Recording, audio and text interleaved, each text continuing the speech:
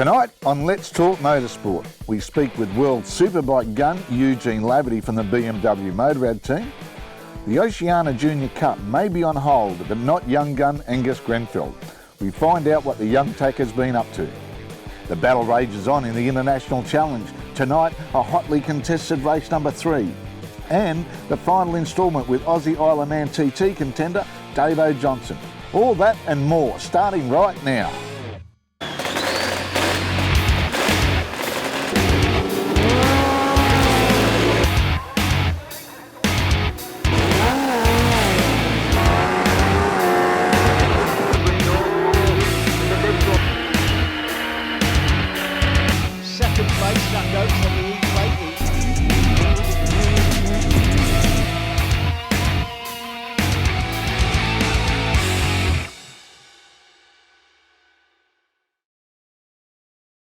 Welcome to this week's show of Let's Talk Motorsport. Again, we're under lockdown. I'm in a studio by myself, but hey, we'll get by it and keep on going and giving you some information and some interviews in the world of motorsport. Now, we had the World Superbike Championship here a couple of months ago. Probably pretty lucky that we actually got one round in and we had the chance to see a lot of guys in action. Bearing that in mind, we had a chance to catch up with a few of the riders. One of them was Eugene Laverty from the BMW Motorrad team. Last couple of years have been wretched for him, to say the least. Broken wrists, broken pelvis, everything's been going wrong with him. Now he's got on a good team with Tom Sykes as a teammate, a good mate of his. Eugene's won races before, but he was heading into this year full of enthusiasm, ready to kick another few goals and get back to that winning way. Alas, it wasn't to be, but we got a chance to catch up with him. So here it is. Eugene Laverty. New team, new year, new attitude and a new body, all nice and fit and ready, roaring to go. Yeah, it's always nice to come here for Phillip Island. I think everybody enjoys this time of year in February. We've got the sun out and ready to get going. So it's been good winter testing. I first rode the bike in November, and during the 2 months following, the guys made huge progress. So when I rode the bike again in January, I couldn't believe the step forward we made. So let's hopefully we can continue that way. What about yourself? Because you did a good job of batting yourself up, and a lot of it wasn't your fault, obviously. I'm not trying to imply that, but you had a really difficult season personally and physically last year. It was tough. Breaking both my wrists in one accident wasn't ideal, and unfortunately the right wrist was broken quite badly. So that's something I'm still going to have to contend with. I just have to make sure I'm on top of it. But hey, I can ride a motorbike, and that's the most important thing. I may not be able to do certain other things, but this is my job, and that's what's important. Now, compared to other machines you've ridden, how do you rate the BMW, and what's its good points for you? It's really good in flowing tracks, so that's why I was excited to come here to Phillip Island. When I enter these fast corners, the rear contact is really good, so it means I can just be aggressive and attack, and that's going to be good for us here. Still, we got to work on the slow stuff, the first and second gear corners, but we'll worry about that when we get to Jerez at round 3. Now, with your wrists and everything, what have you been doing for fitness? Because obviously that would have curtailed some of the work you've been doing, do a little bit. Not that you do a lot of gym work, but you still got to do a little bit. So has that affected you in preparing for this year? What are you saying? I don't do gym work. Well, look at me. Yeah, there's certain things I'm not able to do in the gym, but I've been able to adapt that.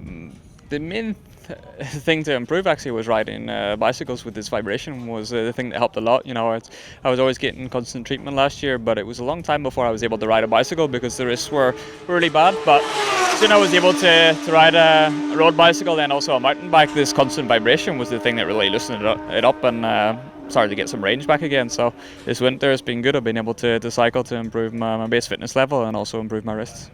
Now for the year, what goals have you set yourself? I want to win again. It's clear it's been too many years, 6 years since I won a World Superbike race. So I want to stand on the top step of that podium. And with this bike, it's still in its infancy and it's been impressive with Tom Sykes got some podiums last year. So I want to be up there on the top of the podium and be even sweeter if I was the first guy to do it in the BMW. All right. And yourself, away from the track, you're getting in a bit of the podcasting and everything, and I must say they're quite entertaining. Yeah, it's been something that was fun. I started last summer and did it with some motorbike racers, also car drivers and cyclists, and it's been nice. It was a passion project, you know. I just wanted to really speak to guys, especially ex-riders and ex-athletes, because they're more honest. You know, us guys as riders, we're not really honest to ourselves until we retire. So I've enjoyed speaking to guys that have been there and done it, and then kind of are honest with the mistakes they make. So yeah, hopefully in the future, I can talk to some even Aussie guys like Christopher Mule and guys like that would be nice to get a chat with, and hopefully learn some lessons too. Well, so what's it like being on the other side when you're asking the questions instead of being the one to ask the questions? Well, I always try to make it like a conversation, because most of the guys I did the podcast with were mates, so that's why it's been kind of cool, because I've been telling a few tales, but mostly tried to prompt them on different points of their career. So the first one was tough to do because I didn't know what to do. I'm used to being, it's easy for us because when somebody asks you a question, you answer it, but suddenly I was the guy that had to keep the interview or conversation, whatever you want to call it, going for half an hour. And the first one was with Bradley Smith, so I'm pretty good friends with Bradley, so that made it easier. What about guys from other sports? Have you had to do much research? Yeah, I had, but things like Wikipedia are always good because you don't know the early stages of a lot of people's careers, so things like Wikipedia or their website maybe tells you that. So the thing that you can get best access to is once they reach World Championship, the results and all the rest, but we know most of that, so I wanted to talk about the early days whenever it was a hobby and whenever we started out, didn't know what we were doing, and somehow made it professional, so far there's been some really good tales. All right, good to see you again, Eugene, and all the best for 2020. Thank you, Rexy. As you can see, Eugene's a really good bloke.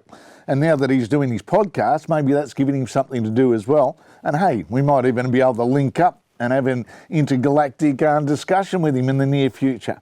But we'll go from one guy with a lot of experience to a little bloke with not so much experience. Angus Grenfell, young tacker in the Oceania Junior Cup.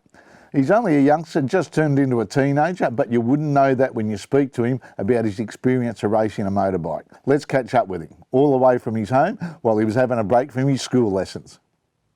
Well, Angus, thanks for joining us. Let's talk motorsport. And, well, we haven't really got a lot to talk about because we should have been racing just a while ago. So how you been putting up with it all? Playing PlayStation, going for bike rides, training, not trying to eat too much, and eating healthy and training, and just doing basically nothing because you can't really go outside anymore. But it's been alright. I've been a bit bored, so. So you got a bit of a backyard to play in to put at least ride your push bike or something? We got a big driveway, so it's Mum went and bought some chalk yesterday and made a track and was riding my bike around. So. And how are you and your brother getting on? You still getting on all right, or you're starting to throw bricks at each other? Starting to throw bricks at each other. And just he sits on PlayStation. He's happy, so I'll go outside every now and then, and yeah. All right. Well, let's go back a bit and tell people how old you are first and how many years you've been racing. I'm 13. I've been racing motorbikes since I was 7 years old. I've done road for 2 years. I did dirt track for 4 years. And, yeah. Go on, keep going. And this is my first year in WSBK for 300s. And I did OJC last year. I had a good year last year. Finished the championship in second place. And I had a good weekend at Phillip Island the first round for SBK on 300. I qualified 5th and had a good 2 races. But in the third race, I had a low side and then got run over and had to spend the night in hospital. Yep. OJC, I qualified 6th. First race, I think it was 4th and 6th and then 10th because I didn't get a good run into the straight. And then there was another rider who hit the green part of on the ripper strip and got head shakes, came across my front wheel and I had to shut off the throttle. And so then they all went and then I finished up in 10th. Now let's go back a bit before we talk about the Oceania Junior Cup and the 300s. Talk us a bit through your dirt track. What were you riding, and tell us some of the things, your victories and successes in that. Last time I was riding dirt track, it was about 2 years ago, and I was riding a Husqvarna 85 and a KTM 65. My first ever bike for dirt track was a Honda 50, and was where I started off. I actually started on a Honda 50 at 3 years old, and yeah, and I had a couple of good victories. I won a couple of state titles, didn't win any Aussie titles, but yeah, I had a couple of club championships and a couple of state titles. So how long had you been wanting to go road racing after when you started dirt tracking? And, well, going back a bit, how long did it take you to really fall in love with motorbikes? I've been falling. Ever since I was 9 months old. First time I was on a motorbike when I was 9 months old. Dad took me on the back in the motorbike, and yeah, I've just been in love with motorbikes my whole life, and just been riding them nearly every weekend of my life, and it's been great. So, and you've always had the dream to go road racing? Yeah, that was always the aim. I just got some good experience in dirt track and stuff, and yeah, just feel for the bikes and how going fast, and then hopped onto road racing and was ready to go. And what was the biggest difference you noticed with the road racing? Was it the bigger tracks, the more track time you had? Because in dirt track, you do all that travelling, and you might get over the course of the weekend, you probably get 10 minutes of track time because the dirt track races are so quick with 4 laps each one. Yeah, well, the biggest difference was actually using the brakes. In dirt track, you would just like slide it in and go down the gears. But road racing was much different, and body position was different. The track time and the wideness of the track, it was all new, and it took not long to get used to it, but we eventually got there. So. And now what was it like last year with the Oceania Junior Cup? Because and you're doing it again this year. You said that you ended up 10th in one of in the third race there on the at Phillip Island. It was a part of the World Superbike event, but at times in that race you were leading, and that just shows you. And I think there was about 17 bikes when we were commentating, covered by about a second. You're all just one big snake train going around the Phillip Island racetrack. Well, coming into MG on the last lap of the race, at race 3, a couple riders hit each other. Everyone was going everywhere, trying to find a bit of track. On the track, there's like barely anywhere to go, and I just had to slow up too much, and I didn't get the drive out of the corner because I forgot to go down my gears. So, and then I got a crap drive, and yeah. So you don't like to talk about those ones, but last year was pretty good. You ended up, you know how to win a race on road and dirt. Yeah. And how's your confidence these days? It was dirt track. You were sliding everywhere. It's like not the same, but coming into corners on road, you're like backing it in kind of thing, but the same as dirt track. But going around the corner, it's completely different riding style. It's just completely different. Like either dirt track, you're on the gas the whole way around the corner, and then road do more trail braking and then getting on the gas out of the corner to get the better drive. So. Will you ever go back and do any dirt track, or is that it? No more dirt track, just road racing? I'd go back. It's just good for training and stuff, and it keeps your fitness up because you're always working. Yeah. And what about jumping on the 300? Oh, that was a big difference because it was so heavy, and it was like the power. I had never been on a bike that fast before. It's not that it's that fast, but it was pretty fast for me when I first hopped in it. It took a while to get used to because of the weight and the power, and it's because I'm a bit smaller than everyone else. It's hard for me to throw the bike around. I was going to say, you'd be lucky to touch the ground when you're sitting on the bike, wouldn't you, on the big 300 compared to little 150? Yeah, I can only touch the ground with 1 foot and just barely touch the ground. Yeah. Well, Danny Pedrosa could do that, and look where he ended up. Yeah. So with the when you said the 300, the extra speed, like the R15, I think was a top speed of about 120 kilometres an hour if you're lucky with a bit of a tailwind, and now you're getting up to over 200 kilometres. Not bad for a 13-year-old. No, I also got a Moto 3, so it's 300 feels a bit slower than the Moto 3, but I'm starting to get the feel of the Moto 3, starting to go faster and faster each time I ride. And so I've ridden the Moto 3 a couple times, but just 300, it's just taking the time to get used to. Well, you must have been doing all right on it. I know you're not competing in the Asia Talent Cup this year, but you did give it a good shake in the tryouts and everything too, didn't you? Yeah, and so we're going to get the wild card. I was going to put my name down for the wild card at the Bend, but that got cancelled. So I was training at the Bend the other week, trying to get my times down and down and down and down. I got a pretty good time, and yeah, and it was just unfortunate that it got cancelled, that I can't do it. So. Well, we might be back there in the future, mate, so don't give up hope yet. I think the whole world has stopped at the moment. But how long do you reckon you'll stick into the with the 300s? Have you got a game plan for the next few years? Well, next year, or this year, I want to go to the tryouts to Asia Talent Cup and hopefully get in. And then from there, I want to go to Asia Talent Cup and do good in that and get a ride in Red Bull Rookies. And then just go from there, either CEV or ETC or something. So who's your heroes in MotoGP and or World Superbikes? Valentino Rossi and Fabio Quartararo. All right, well, not bad ones, the young one and the old one. It's good to see you youngsters still looking at Valentino Rossi as one of the heroes. Yeah. Well, he's the best. He was the best. Marquez has taken over. Very good, mate. And we'll let you go. We'll let you go back to your PlayStation or have a bit of a wrestle with your brother. But thanks for joining us, Angus. And hopefully we'll see you here very soon. And we'll be able to talk about some of your more recent results when we get back on track for the Aussie Superbike Championships with the Oceania Junior Cup and also the Supersport 300s. Yeah, hopefully. Thanks, mate. See ya. See you, mate. Well done. Angus, a good little kid and a name for the future. And hats off to him, because during that interview, he couldn't see us through the video hookup, which is probably a blessing in disguise, not having to look at me anyway.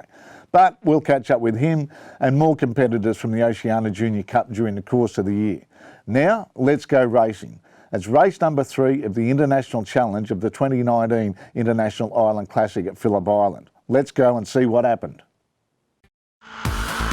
International Challenge race number 3 is getting ready to fire into action here at Phillip Island for the 26th running of the International Island Classic presented by Visit Phillip Island.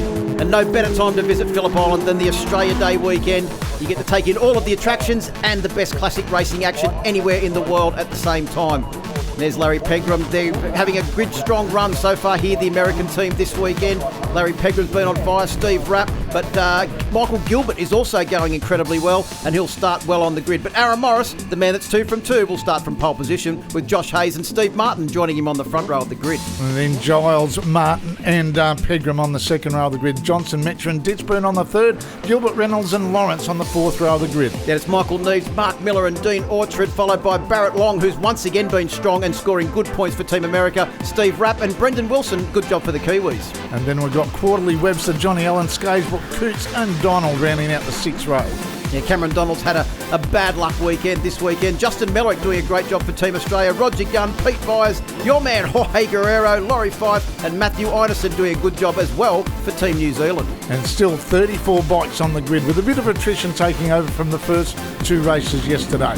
On board with Sean Giles, the 3 times Australian Superbike champion, all pumped up this weekend. He's actually got his son to come down and watch this weekend. First time he's actually ever watched his dad race. As we get ready for a start, another tardy start there from Aaron Morris of pole position. But as you said, Braxy, he hasn't been getting the best of starts, but then makes his way back through the field. Who will lead them down in towards turn 1? It's Larry Pegram on board bike number 72 for the Americans. He was off the line like a bullet, second row of the grid, Pegram. He's really getting his head around this. Oh, Metcher on the exit of turn 1. Big head shake as the rear wheel let go of the bike as he tried to fight for traction as this magnificent field at this magnificent venue heads down through Southern Loop for the first time. Jed Metcher wasn't the only one to have a big head shake, Braxy, but I think it was Larry Pegram leading the race. He was shaking his head, couldn't believe he was leading them down through turn 1 and turn 2, and he's still leading as they head down towards turn 4, but Jed Metcher has set up camp right on his ducktail. With Steve Martin getting extra bits of confidence every time he jumps on that bike. We're on board now with Steve Martin on the Beryl Suzuki Katana, but out front, look at this, it's going to be hammer and tongs for the entire 6 laps. Pegram leading the way, the American in front of Jed Metcher from Australia, Steve Martin from Australia, and again Jed Metcher as they tipped it on its side through the hay shed, lose a bit of traction as well, and up the inside that was Morris going through Steve Martin. Get out of the way, Sunshine, I'm coming through. Yeah, I think we had a rider pull off at turn 4. I think that might have been Michael Neese for Team New Zealand as well. So Pegram still leads them down in towards turn 10. Metcher safely through. That was the scene of his incident last time out. And where's Josh Hayes gone? A guy that's been regularly up the front in the previous 2 races. Looks like he's dropped off the pace a bit. He didn't look too comfortable on the grid. But look at the VP Fuels machine of Morris at the moment. Front end fighting for traction. And look at the drive he gets coming onto the straight as he just motors past the T-Rex Honda. Oh, but that Honda's still got some mumbo too, Phil. How was the on board there? How's that on board? They're riding for the same team. Settle down, fellas. We know Australia Day was yesterday. We want to score maximum points, but Morris and Metcher so close down the front straight. And also, Larry Pegram is still leading this race. Steve Martin's in there as well. And who was that right behind? Was that Paul Byrne on board bike number 52? He's well and truly in the mix as well. Isn't it great to see how strong the Americans have come down this year? Their contingent they brought down, they really mean business. There you see Pegram leading the way. This is the 3rd lap that he's leading this race as he's got the rest of the Aussies right on his tail. And so Martin trying up the inside as well there, having a look through Metcher. But here comes Aaron Morris on the VP Fuels machine. Well, you mentioned earlier on in the weekend about Josh Hayes finding his mojo. What about the mojo of the Mojo Yamaha of Larry Pegram on board bike number 72? And that wasn't Paul Byrne that was behind this lead group. It's Davo Johnson, the man that took out the Ken Wotton Trophy last year. They've rectified whatever problem it was with bike number 3, and he's back out there and on a charge, Davo. I'll tell you what, Aaron Morris just got the short back inside from Jed Metcher as well. Steve Martin on board at the moment. He's got the best view in the house as they head over Lukey Heights. Hard on the brakes coming into MG. Steve Martin tries to move up the inside, grabs a bit of hold, but look at this. We've got 6 bikes in a freight train. Just showing this means competition as we look at the Suzuki replay. Oh, is that Suzuki replay? I think there's a bit of smoke coming out of Davo Johnson's Tom Dermody, bike number 3 there. Looked like he may have had a bit of a problem. Sean Giles right behind, and Aaron Morris. That was very close racing there, but as you mentioned earlier on, Braxy, this is not a parade lap. This is the hardest classic racing you will see anywhere in the world. Well, that's graphically demonstrated by the onboard where you see the front end being twitched, fighting for traction as they come out now. Oh, up through Siberia, hard on the left-hand side of the top. Oh, look at that. Metcher just round the outside, gets the inside line through the hay shed.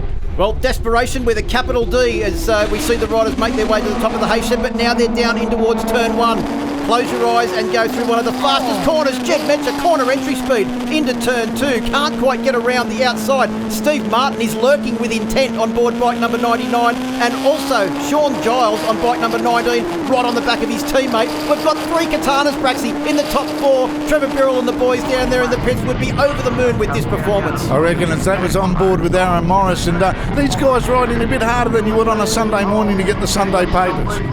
Look at this majestic sight. Pegram's still there in front. Aaron Morris, a big puff of smoke was that again from DJ's bar, Davo Johnson's machine. Yeah, I think he's dropping off the back of that group at the moment. Yeah, he had a look behind and saw the big cloud of smoke. I think he may have also found that his boot is a bit more waterproof than what it was at the start of this race as well. And also disappearing that we haven't seen at all this race is Josh Hayes. Where is he?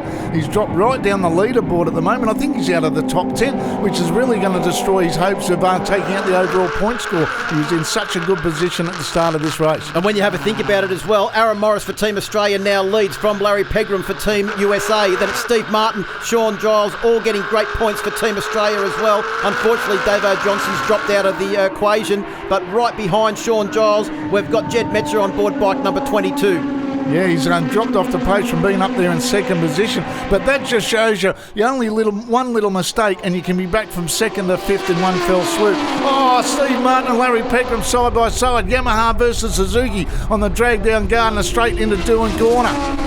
Aaron Morris getting a good jump on the rest of the field there. He's got a great drive onto the straight and he's managed to pull a couple of bike lengths between this group as we go on board with Larry Pegram now, who's got the most entertaining seat in the house with the 4 Australians right in front. Jed Metcher, once again, elbow down through turn 2.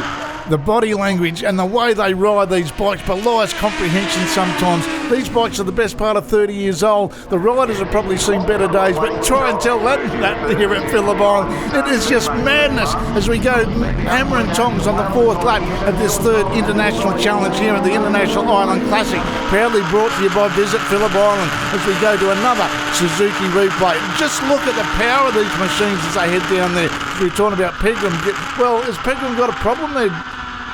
Yeah, I'm not sure because both Steve Martin and Sean Giles seem to make their way past, and then also Jed Metcher taking the outside line through turn 1 as well. But as we go up to the top of Lukey Heights now, it is Steve Martin and Sean Giles closing right back in on the ducktail of Aaron Morris's machine. When was the last time, Braxy, we saw Katanas 1, 2, 3 in this class, which over the last couple of years has really been the domain of the Formula 1 machines, most notably the Harris chassis? It's been a while, and it's just allude to that with the fact that when was the last time we saw Steve Martin fighting for the lead? He has really found something this weekend, as you said earlier on in the telecast. He had a bit of a confidence, question mark over himself, but now look at him. They've got the teammates. We've got, 4 Australian championships there, 3 for Sean Giles as we're on board with him at the moment.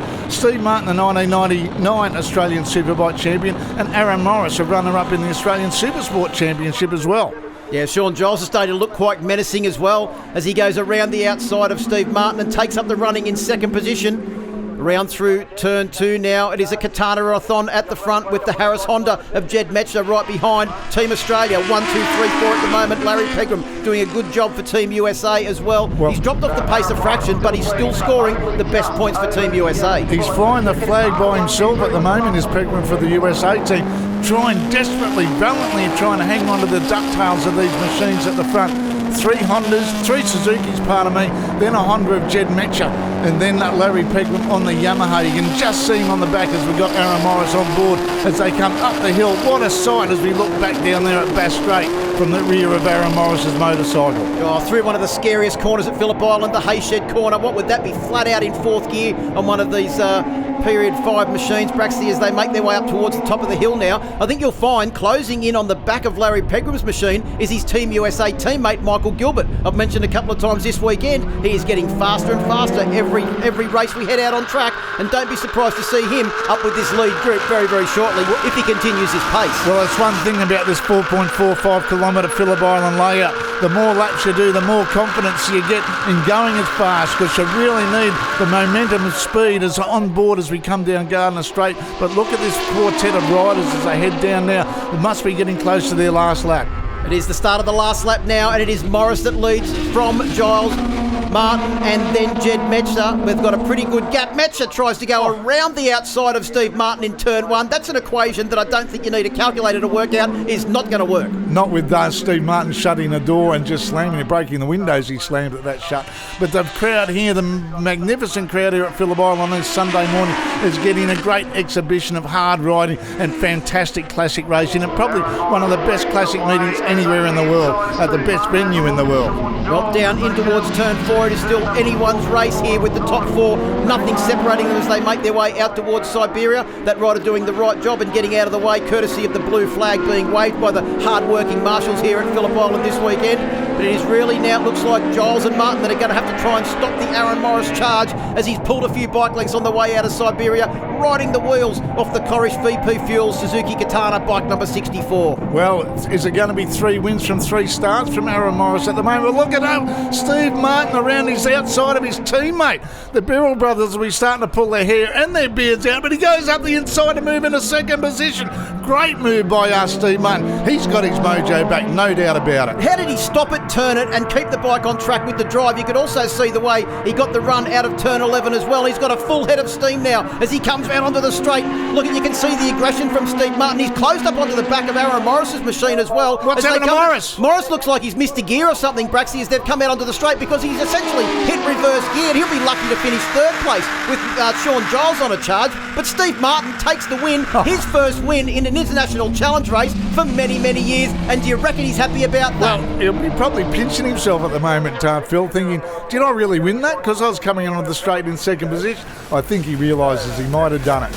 But I think Aaron Morris must have missed a gear or something through turn 12, because he had a clear lead and then all of a sudden he had no drive. Steve Martin takes the win from Sean Giles and Aaron Morris. Jed Metcher in 4th, Larry Pegram and Michael Gilbert round out out the top 6, and a great result for the 2 Americans there to hang on to Team Australia. Then Steve Bratt making it 5, 6 and 7 for the Americans from Ditchpoint. Orchard Reynolds out there rounding out the top 10. Barrett Long also scoring good points. Jay Lawrence scoring good points for Team New Zealand as well. Dale Quarterly, good to see him inside the top 15 as well. And your man, Jorge Guerrero, the fastest Cuban here this weekend representing Team USA. Well, another typical Island Classic race that was, wasn't it? Old Steve Martin coming through. Plenty of life in the old fella. Yeah, good on you, Steve-o. We'll have race number 4 next week, and that is just as good as the last 3 that we've seen. Now, our final instalment with Davo Johnson. Sitting there in Adelaide at the moment, twiddling his thumbs, but we caught up with him early on the year. So, sit back and enjoy his final instalment of what he's got to say about racing overseas.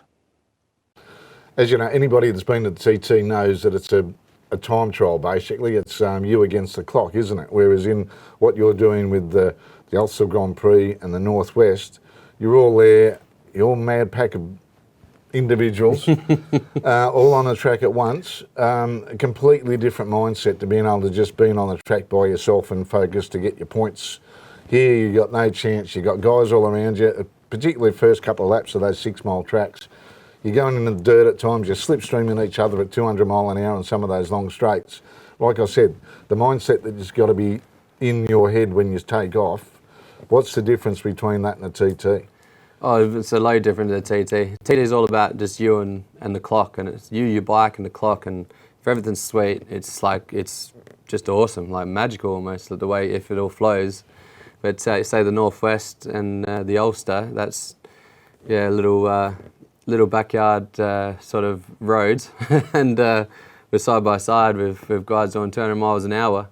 It's completely different, and it changes again. Like when it's in, I always said at the start that I'd never ever race one in the wet, and next thing I was sitting there on the grid lining up for one in piss and rain, and I was just like, what the hell am I doing here?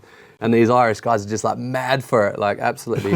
they love it, love the rain, and love the road circuits, and so yeah, nerve-wracking is, I don't know if it's the right word, but it's just something you sort of zone out because you're just in a situation where it's that freaking crazy that you're committed now. You just got to go. It's Well, anybody that's raced on a closed circuit knows the madness of the start line, and when you're all 20, 30 bikes trying to charge into turn 1 on a proper road circuit that's wide enough, 12 to 15 metres wide, the most of the tracks around the world. But on those, especially Northwest, that'd be lucky to be 6 metres wide. And you've got 20 or 30 guys trying to find that one bit of real estate going into turn 1. Yeah, and it's all about the guys you're dicing with as well. And there are always, every single time we're on the grid, in the front group there, because they go in waves of 18 riders. So and there's always a few in that first wave that are a bit They've had a tap on the head. Yeah, a bit crazy. And there's always something that goes on, but I'll just I like try. The way he says a little bit crazy when I think you got to have a bit of madness in there. It's controlled craziness, isn't it? Calculated craziness. But yeah, so when you see them guys, if I get a crap start or they get a good start, you're just going down the straight trying to slipstream, and you're just like, oh shit, is it? And then just like, oh damn, because you just know, especially in Northwest, you got a real fast off the start. It's full noise right-hander into a 4th gear left, real fast, and at the Ulster it's a flat-out left-hander followed by another 4th gear right. And if you see them there, I let them go. I'm not going to do anything, because if I try and got the inside, they'll like do this. They'll let the brake off, and that's I didn't learn the hard way with that. They usually do, those guys, but yeah, when I see guys like that doing crazy stuff, I let them go and get them where it's safe, and then pull away, hopefully. But when you do it with like Hickey and all the top guys, even Dunlop's pretty good to ride side by side with, and Connor Cummins is one of the best to be around. Like it doesn't give much of an inch, but he'll always give you room, which is good. So it is about who's around you as well. So if you've got like 10 guys around you that are freaking mad, the nerves just go through the roof. So yeah, I myself and anybody else that's watching out there just couldn't fathom the craziness and the antics that you go, because some of those guys are completely off the planet. Yeah, well, there's one other. But I they're got really taken out nice, of but Macau off the once. track, you wouldn't think they were. You can only get boo out of them sometimes off the track, but put them a helmet on them and a set of race leathers, and there's a switch there somewhere. Yeah, they just as soon as their helmets are on, they don't got no respect for anybody basically. So but I enjoy the Ulster a lot more. In 2018, I rode with Tyco BMW there and got a podium, which I was really happy with, and struggled pretty badly on the Honda there. It was just not. It wasn't it wasn't a tool for that job. But I love the Ulster. It's sort of a place that I've always liked. But the Northwest it's just I call it the battle of the midgets really, because it's the small. You just got to have such a fast bike. It's all straight. Yeah. Like the first section of the track, there's quite a tight bit at the start, and then it goes through a roundabout, and then you've got that 200 mile an hour back straight, and it's pretty simple. Like you're just basically holding it flat out, and there's a couple of corners, and people are like, oh, what are you losing out in the first sector? I'm like, well, I'm 20 horsepower short. Give me that, and I'll be a bit better. Like it's literally as simple as that. And then the last sector is where it's more of a rider's bit, but you've already lost so much time at the start. So hopefully this year I'll love it because I've got awesomely fast bikes. But if you're struggling down the straight, it should be the easiest bit, then you're up shit creek basically. And we'll go from there, from one sublime to the ridiculous of the 6 kilometres of Macau. Yeah, well I've been there a couple of times, as you know, but it's just an Armco. The thing that gets me is that there's no reference points where you are around the track. It's all black and yellow Armco. You get reference points at the front of the track, okay, when you come down into Lisboa and everything, but from Lisboa, when you turn right up the hill to San Francisco and everything, after that, it's just one left leads into another, left leads into a right, and it's just, is it easy to get lost? Learning it is. Up the top there's some left and rights that look very similar, and it catches some of the newcomers out. But the old saying is there's only 2 walls to worry about. There's one on the left and one on the right.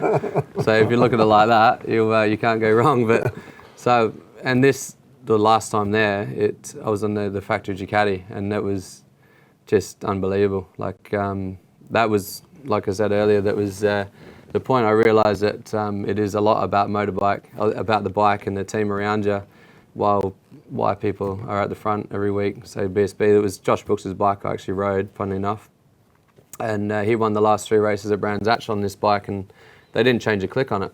And I moved the foot peg slightly, and just rode it. And when we were teammates at Norton, our bikes couldn't have been any different. So I was a bit like thinking I should have been on Scott Redding's bike, because he's more my size, is close to my weight, and I thought that would have been the go, but they put me on Josh's bike, which is fine, it's all good. But just thinking about our setup at Norton, like literally it was chalk and cheese, our setup.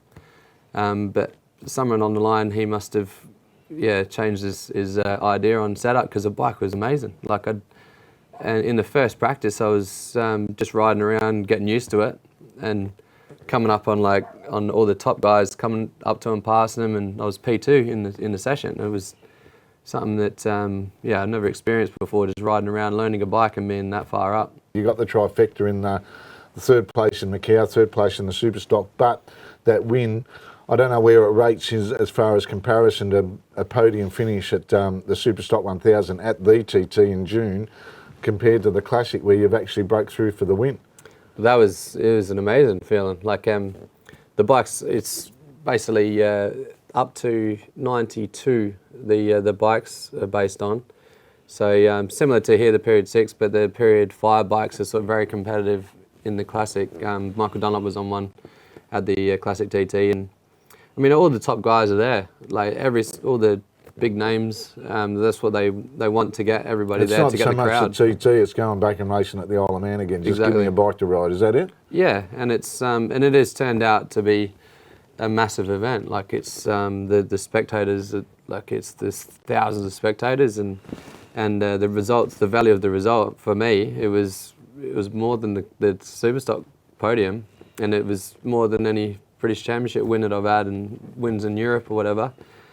it just felt amazing. Just going into that Parc Ferme and up on the podium at the TT, and it was the Australian anthem going. It was amazing. So when the like in a TT at the Isle of Man TT in June, you've got in the superbike race at 6 laps or 4 laps or whatever, and there's a lot of, I suppose, responsibility comes on your team, as we saw in that Superstock race.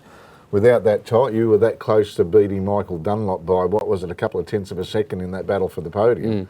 That if your crew had missed putting the bolt in to change the rear wheel or rear tyre or whatever, is that as critical with the classic TT as well?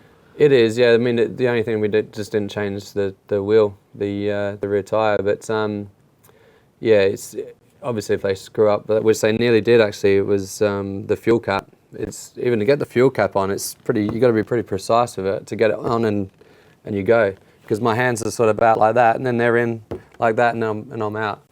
And I've got to start it as well, electric start on the classic bike. And so yeah, it does come down a lot to the team as well, which is it is good. More so obviously at the TT, the main TT with the wheel changes, but yeah, it brings a team aspect into it, which is good. So what would you put now? You've got that trophy in the cabinet from the classic. Is that gone more favourite than the June meeting, or are they still pretty? Well, it's the classic TT one's a lot bigger, so that's it's just the big Mercury trophy there. So it was, that's definitely in its pride of place. I want a real one now, like from the main TT. That's the feeling of that's going to be the best one, and I'm confident that I can do it. Just got to, obviously everything's got to fall exactly into place, and I've got to feel exactly right with the bikes, and just go for it, because it's going to take a lot to be old Hickey and Dean. But like with Dean at the Superstock, I'm sort of confident with the fact that I was not far away for second, really. Like Hickey he won it by a mile, but I wasn't that far away from Dean for second, and me and Dunlop were split between 0.2 of a second. So yeah, I'm sort of living on that confidence that if I've got really competitive bikes, I can definitely give them a good nudge, that's for sure. Now, you've been doing this caper for a lot. You said you went over there at 18. You were racing here a while after a pretty good career in BMX, that you managed to realise that they do put engines in these things and you can save your legs a bit. But how much has your riding improved as we go on? Like, you're 37 now. There's some bloke, an Italian on bike number 46, that's entering his 41st year in doing GPs. And obviously his riding's got faster. He got a lap record at Sepang at the end of last year. How much has your riding improved, and how much does that instill confidence in you to keep going? A lot, really. I feel I can keep going forever, really, like, because my results are I still feel I'm getting faster. Even the short segments I go down, I'm getting faster. So it's when I was a kid and went to England, like I got good opportunities early on. I had to pay my way with my life savings to get my foot in the door initially in 2002, and then I started getting deals after that once people like sort of started taking pay, because I learned all my racing there. I was nowhere near the front here. In 125s I was sort of top 5, and on a good day top 5 in Supersport in 2001. But then I went to England and sort of started really learning stuff. I was dicing with Cal Crutchlow and Sykesy and Craig Jones, late Craig Jones, and loads of big names as kids. So we were all learning together, and obviously they've gone well, and I'm happy with how I'm going. So it's one thing that it started so young. Obviously, now I'm getting faster. I haven't really put a time limit on how I can keep going, and the good deals are really still coming. Like, so, and to be a professional at it, that's just like the ultimate goal. And that's, I mean, I've been lucky enough to sort of make a living out of it for some time now. So it is becoming the norm. But I do often sit back and just go, like, wow, really, like just how good it is, like. So it is good, and I just want to keep it going as long as I can. Like, looking at McGuinness, he was my teammate at Macau, and he shut a lot of people up because he showed that he was still fast. And I think you get to a certain point, like Rossi's getting it now, with everyone's saying, "Oh, you should retire," but he's still fast. He's beating people half his age. He's still and if fast. you're enjoying yourself, why would you stop? Exactly, and he's a perfect example of someone that just loves riding, and I don't know if he know what he would do with himself if he stopped. So I'm just going to keep going as long as I can, keep dragging this awesome thing out. Well, going back, Rob, what made you make the decision when you said you were struggling, not struggling here, but you were learning the ropes here, that you made the decision to head overseas when you hadn't really done anything here, where a lot of guys go, well, I've won this championship, I might head overseas and see what can bring. What gave you the confidence to think I can beat them over there? Or wasn't that in your mindset at the time? It was. It's Glenn Richards had a big part in it. Well, I was here. He's a 3 times he's a 3 times British champion as well. Yeah. So he's from Adelaide. And we've known it. He's known my dad for a long time, and then sort of tried to help me as much as he could. And he raced here, and he was currently at the front in riding for Factory Honda in Britain, and come back. And my lap times went far away from him at the track we were riding at. And there's one guy I knew in Adelaide that had contact with the team, and he gave them the results, and he was like, far out, he's 17 years old and is that close to Glenn. That's pretty crazy. And so that was the team I got the foot in the door with. And but I had a lot to learn. I crashed every freaking time I rode the bike, pretty much. That was the bad thing, and it was just me and my dad doing it.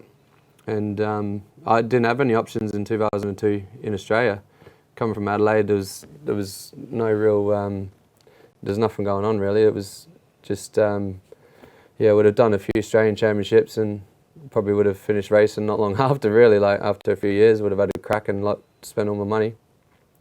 But there was a team that sort of saw interest, and I just went for it. It was an easy decision for me. I was, like I say, 18, and just thought, what else am I going to do? I'm just going to go for it. And I learnt like most of my trade out there. Like, I mean, I knew how to sort of ride fast. I didn't know how to not crash. That was the bad thing. But they were patient with me, and we got some good results, and then it's just onwards and upwards from there.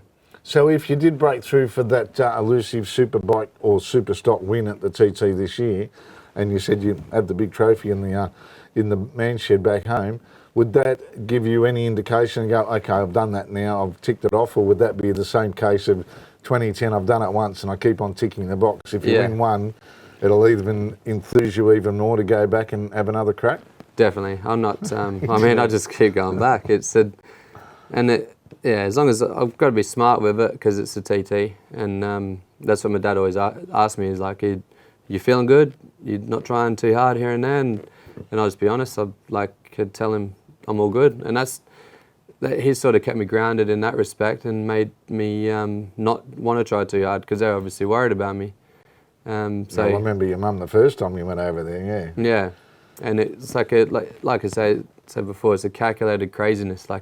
Everyone looks at the race and they think we're freaking nuts, but there is a calculated part behind it. And yeah, the more calculated you are, the smoother you are, the better you are at the TT especially. But yeah, so I just keep dragging it out as long as I can. I can go till I'm 50.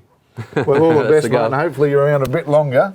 Because and next time you're in this studio having a chat with us, you might bring one of those big ones along.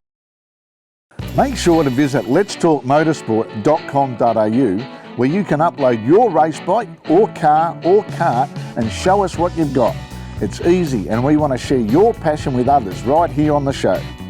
While you're there, you can visit our YouTube channel with loads of videos to catch up on, and follow us on Facebook. letstalkmotorsport.com.au.